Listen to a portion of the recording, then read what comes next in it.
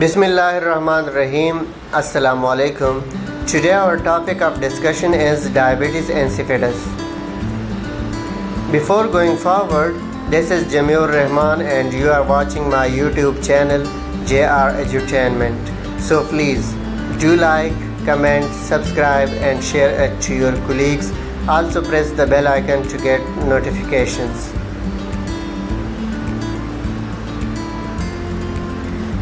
Diabetes insipidus पे बात करेंगे।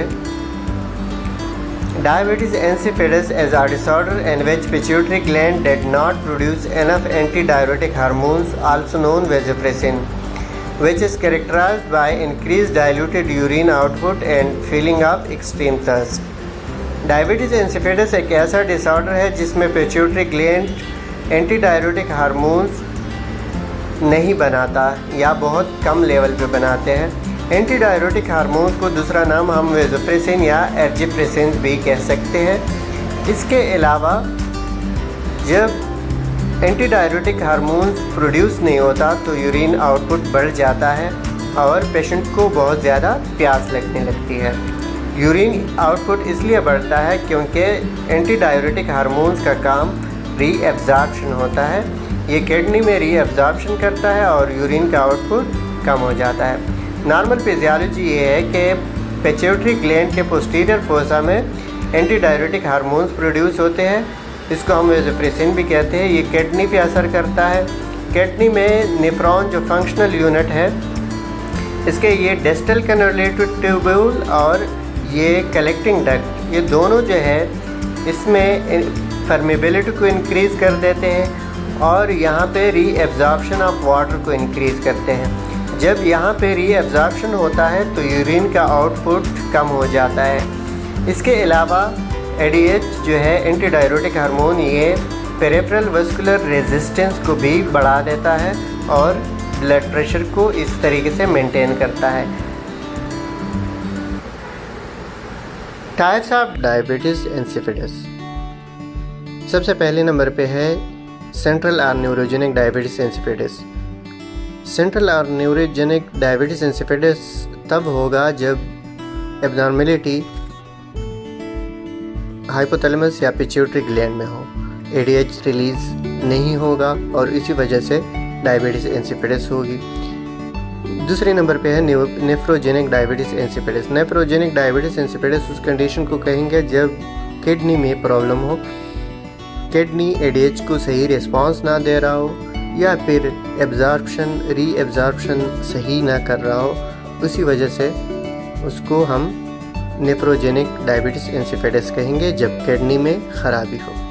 तीसरे नंबर पे है प्राइमरी पॉलीडिप्सिया।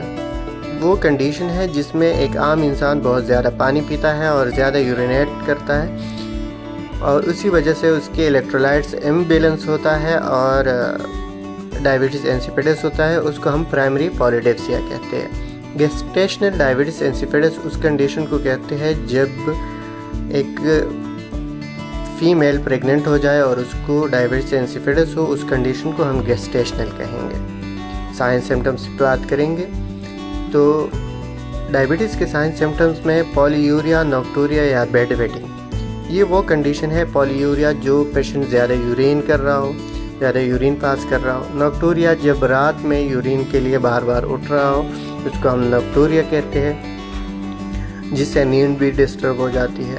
और बेड वेटिंग वो कंडीशन है जब बच्चे बेड पे ही यूरिन पास कर रहे होते हैं और इसी वजह से बेड वेटिंग हो जाती है, बेड गीला हो जाता है। पॉलीडिप्सिया वो कंडीशन है जब पेशेंट को प्यास लगती हो। हाइपोटेंशन में पेशेंट के ब्लड प्रेशर लो होगा।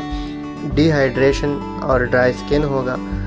डिहाइड्रेशन और ड्राई स्किन होगा इसलिए कि पेशेंट में बॉडी में फ्लूइड कम होंगी और हाइपोटेंशन भी इसीलिए होगा और इसकी वजह से इलेक्ट्रोलाइट्स इम्बैलेंस होगी कि बहुत ज़्यादा पॉलीयूरिया होगा तो बहुत ज़्यादा यूरिन आउटपुट बढ़ जाएगा और उसमें इलेक्ट्रोलाइट्स वेस्ट होगी। नाउजिया, वोमिटिंग और एनोरेक्सिया होगा।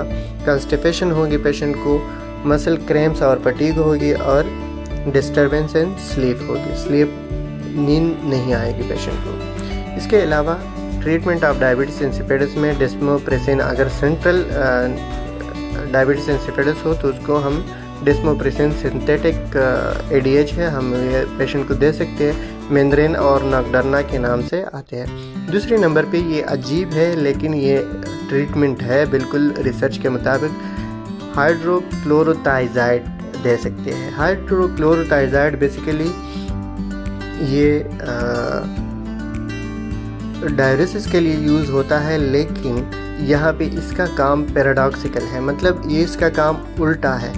ये एंटी डायरेटिक की तरह काम करता है और यूरिन को रोक देता है। डायबिटीज़ इंसिपिडस में हाइड्रोक्लोरोथाइज़ाइड यूरिन को रोक देता है, जबकि नॉर्मली ये नॉर्मल आम इंसान को अगर ये दे तो ये यूरिन को बहुत ज़्यादा बढ़ाएगा। लेकिन अगर डायबिटीज़ इंसिपिडस में हम ये मेडिसिन दे डायोजा के नाम से, हाइड्रोक्लोरोथाइज़ाइड के नाम से, तो ये पेशेंट के यूरिन कम करेगा।